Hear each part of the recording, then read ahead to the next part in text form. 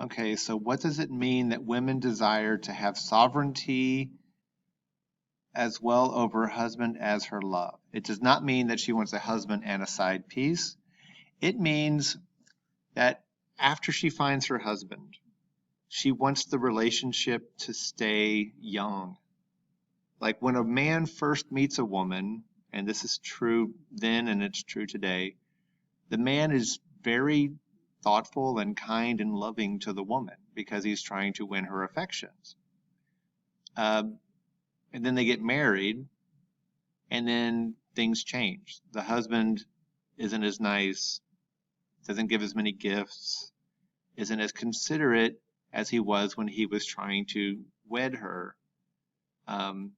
And the wife of Bath here is saying that if you can keep your relationship, the stage it was when y'all first met and y'all were, the love was new and y'all were trying to please each other, if you can keep that kind of relationship going your whole marriage, that's what a woman most desires. And I think it's a really good answer. All right. So the old woman has answered the queen's question correctly and has asked for her payment. Her payment from the knight for saving his life, he must marry her. And remember earlier when we first met her, the narrator said that she was the ugliest woman that he had ever seen. So he now has to marry an ugly old woman. Let's find out how this wonderful story ends. I'm at line 1058. This knight answered, "Alas, and woe is me! I know right well that such was my promise. For God's love, choose a new request. Take all my goods and let my body go." "Nay, then," she said, "I curse both of us too. For though I am ugly and old and poor, I would not for all the metal nor for ore that under earth is buried or lies above have anything except that I were thy wife, and also thy love." "My love," he said, "nay, my damnation. Alas, that any of my family should ever be so foully degraded. But all for naught. The end is this, that he constrained was, he must by necessity wed her, and takes his old wife and goes to bed. Now would some men say perhaps that because of my negligence I make no effort to tell you the joy and all the rich display that was at the wedding feast that same day? To which thing shortly I shall answer. I say there was no joy nor feast at all. There was nothing but heaviness and much sorrow. For he wedded her in private in the morning, and all day after hid himself like an owl. So woeful was he, his wife looked so ugly. Great was the woe the knight had in his thought, for when he was brought to bed with his wife, he wallows and he turns to and fro. His old wife lay smiling evermore, and said, "Oh, dear husband, bless me! Does every knight behave thus with his wife as you do? Is this the law of King Arthur's house? Is every knight of his so aloof? I am your own love and your wife. I am she who has saved your life. And certainly I did you never wrong, never yet. Wait, I did you never wrong yet. Why behave you thus with me this first night? You act like a man who had lost his wit. What is my offense? For God's love, tell it, and it shall be amended if I can." "Amended?" said the knight. "Alas, say nay, it will not be amended evermore. Thou art so loathsome, and so old also, and moreover descended from such low born lineage, that little wonder is though I toss and twist about. So would God my heart would burst." "Is this," she said, "the cause of your distress?" "Yes, certainly," he said. "It's no wonder." "Now, sir," she said, "I could amend all this, if I pleased, before 3 days were past." providing that you might behave well towards me. But since you speak but since you speak of such nobility as is descended out of old riches, that therefore you should be noble men, such arrogance is not worth a hen. Look who is most virtuous always, in private and public, and most intends ever to do the noble deeds that he can. Take him for the greatest nobleman. Christ wants us to claim our nobility from him, not from our ancestors for their old riches. For though they give us all their heritage, for which we claim to be of noble lineage, yet they cannot bequeath by any means to any of us their virtuous living. That made them be called noblemen, and commanded us to follow them in such matters. Well can the wise poet of Florence, who is called Dante, speak of this matter. Lo, in such sort of rhyme is Dante's speech. Very seldom grows up from its small branches. Nobility of man, for God of his goodness wants us to claim our nobility from him. From our ancestors we can claim no thing except temporal things that may hurt and injure a man. Also, every person knows this as well as I. If nobility were planted naturally unto a certain lineage down the line, then in private and in public they would never cease to do the just duties of nobility. They could do no dishonor or vice.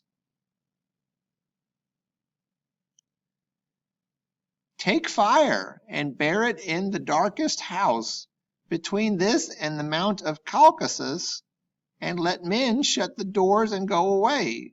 Yet will the fire as brightly blaze and burn, as if 20,000 men might it behold. Its natural function it will always hold, on peril of my life until it dies. Here you may see well that nobility is not joined with possession, since folk do not behave as they should, always as does the fire, low in its nature. For God knows it, men may well often find a Lord's son doing shame and dishonor, and he who will praise for his noble birth, because he was born of a noble house and had his noble and virtuous ancestors, and will not himself do any noble deeds, nor follow his noble ancestry that is dead. He is not noble, but he, duke or earl, for churlish sinful deeds make a churl. For nobility is nothing but renown of thy ancestors for their great goodness, which is a thing not naturally part of thy person. Thy nobility comes from God alone, then our true nobility comes from grace. It was not at all bequeathed to us with our social rank. Okay, she went off on a tear there. She explained how nobility is about how you act in public and in private. It's more than just having rich or wealthy ancestors. It's about living a respectable life. That is true nobility. It just took her like 100 lines to say it. All right. Think how noble. Wow, she's still going. Think how noble, as says Valerius, was that same Tullius Hostilius, that out of poverty rose to high nobility. Read Seneca, and read also Boethius. There shall you see clearly that it is no doubt that he is noble and does noble deeds. And therefore, dear husband, I thus conclude, although it is so that my ancestors were rude, yet may the high God, and so hope I, grant me grace to live virtuously. Then am I noble, when I begin to live virtuously and abandon sin. Now she's going to change the subject. And whereas you reprove me for poverty, the high God on whom we believe in voluntary poverty chose to live his life. And certainly every man, maiden, or woman can understand that Jesus, heaven's King, would not choose a vicious form of living. Glad poverty is an honest thing, certain. This will Seneca and other clerks say. Whoever considers himself satisfied with his poverty. I consider him rich, although he had not a shirt.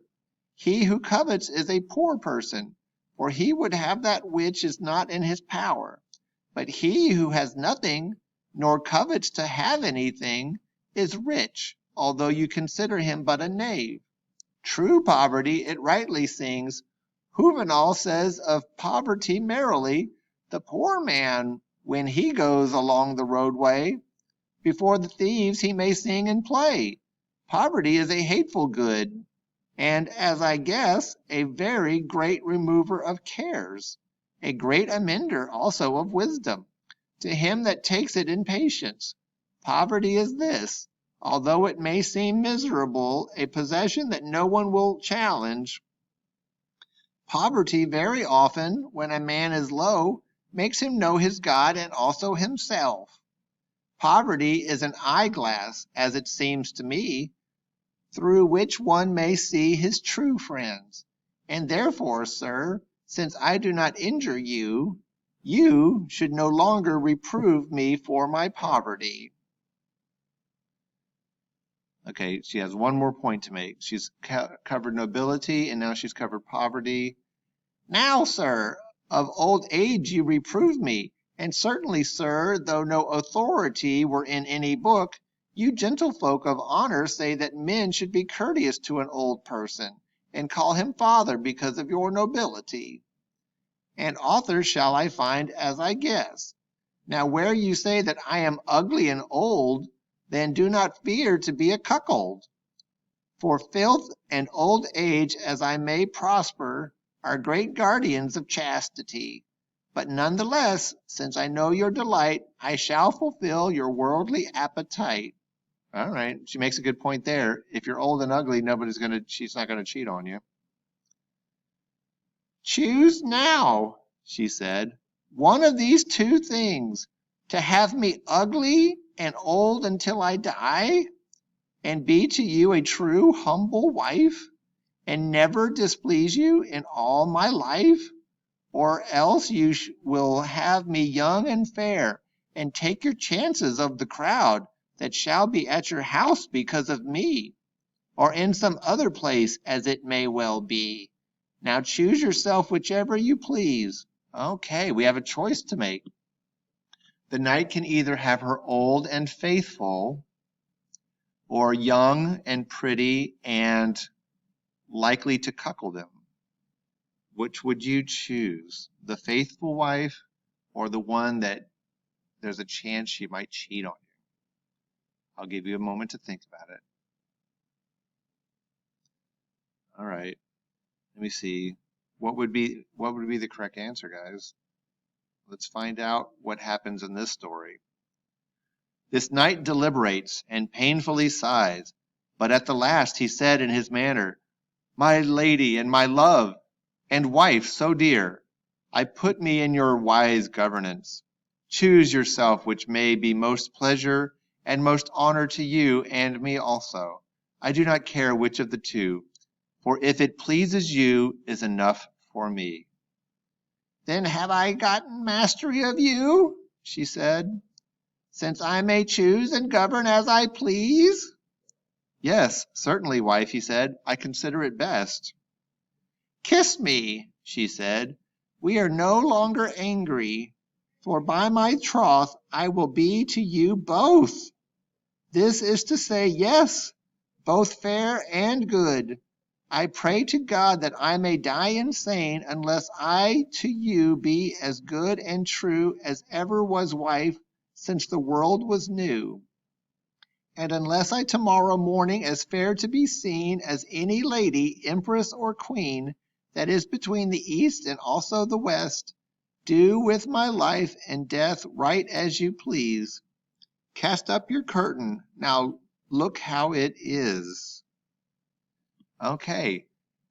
Remember, what does a woman most desire? Sovereignty in her relationship with her husband. So when the knight says, I let you choose, you can choose whether you're going to be ugly and faithful or beautiful and trampy. And because he defers to her judgment, that's giving her sovereignty. So his reward is that he will get both beautiful, young, and faithful. We're about to get our happy ending. And when the knight saw truly all this, that she so was beautiful, and so young moreover, for joy he clasped her in his 2 arms, his heart bathed in a bath of bliss. 1,000 times in a row he did her kiss, and she obeyed him in everything that might do him pleasure or enjoyment. And thus they lived unto their lives' end, in perfect joy, and Jesus Christ ascend husbands meek, young, and vigorous in bed, and grace to outlive them whom we wed. And also I pray Jesus shorten their lives, that will not be governed by their wives, and old and angry misers in spending, God send them soon the very pestilence. Here endeth the wife tale of Bath. All right, wasn't that wonderful? That was a really good story, and it's got a really good message that I think, even works today. So congratulations, wife of Bath. I'm going to buy you dinner. Thanks for listening. I hope you enjoyed the story as much as I enjoyed talking like an old lady for 15 minutes. I'll see you later. Bye.